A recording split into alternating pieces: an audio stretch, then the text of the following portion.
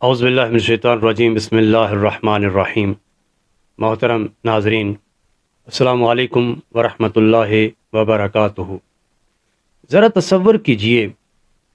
ایک ایسا دن جس دن آسمان سے رحمتوں کی بارش ہوئی، توبہ قبول ہوئی، کشتی نوح کو نجات ملی، فرعون کا غرور سمندر کے اندر غرق ہوا اور یونس علیہ السلام کو تاریکیوں سے رہائی ملی، ایوب علیہ السلام کو شفاعت نصیب ہوئی، ابراہیم علیہ السلام کے لیے آگ گلزار بن گئی، اور پھر اسی دن تاریخ اسلام میں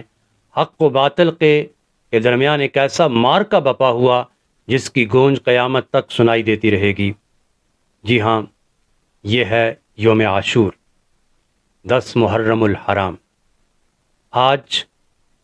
ایک خصوصی پروگرام کے ذریعے ہم جانیں گے کہ عاشورہ کی فضیلت کیا ہے،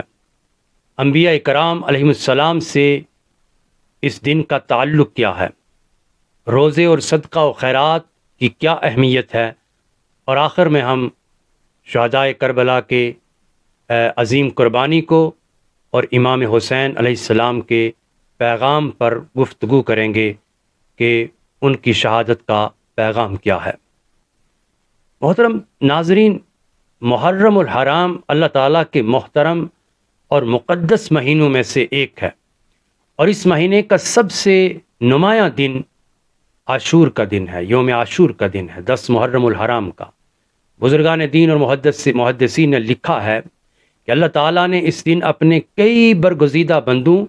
اور انبیاء کرام علیہم السلام پر خصوصی انعامات فرمائے۔ روایات میں یہ بات ملتی ہے کہ حضرت آدم علیہ السلام کی توبہ قبول ہوئی یوم عاشور کو، حضرت نوح علیہ السلام کی کشتی جودی پہاڑ پر ٹھہری یوم عاشور کو، حضرت موسیٰ علیہ السلام اور بنی اسرائیل کو فرعون سے نجات ملی اور فرعون غرق ہوا یوم عاشور کو، حضرت یونس علیہ السلام مچھلی کے پیٹ سے باہر آئے یوم عاشور کو، حضرت ایوب علیہ السلام کو شفا نصیب ہوئی یوم عاشور کو،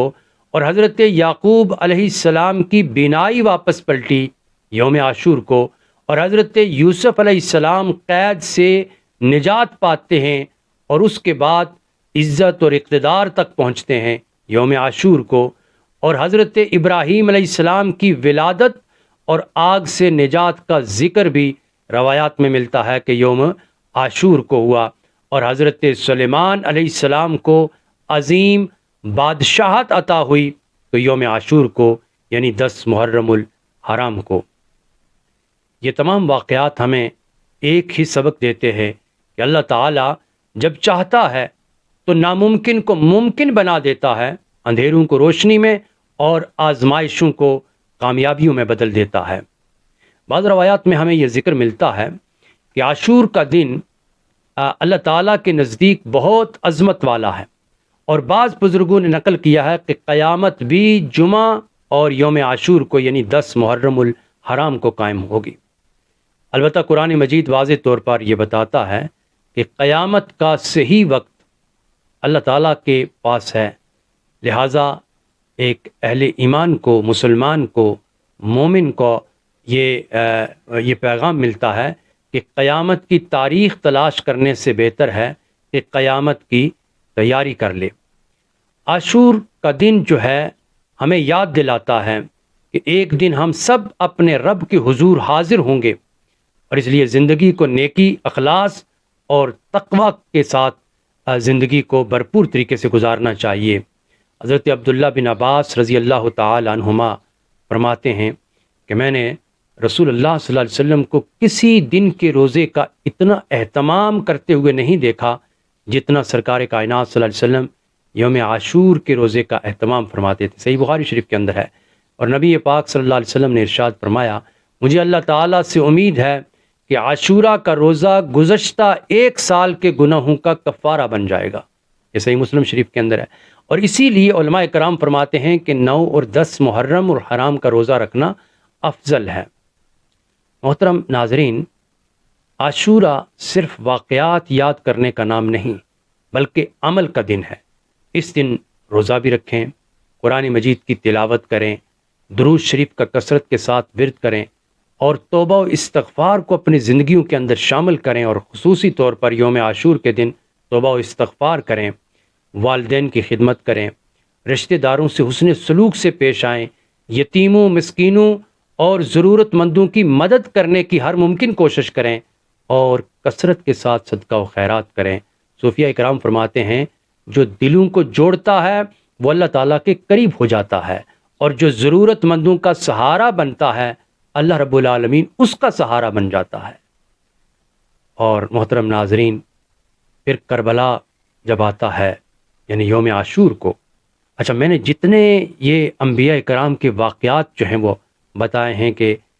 ان دن کو کسی نبی کی ولادت ہوتی ہے، کسی کو فرعون سے نجات ملتی ہے، اور کوئی مچھلی کے پیٹ سے باہر آتا ہے، یہ سارے واقعات یوم عاشور کے ہیں۔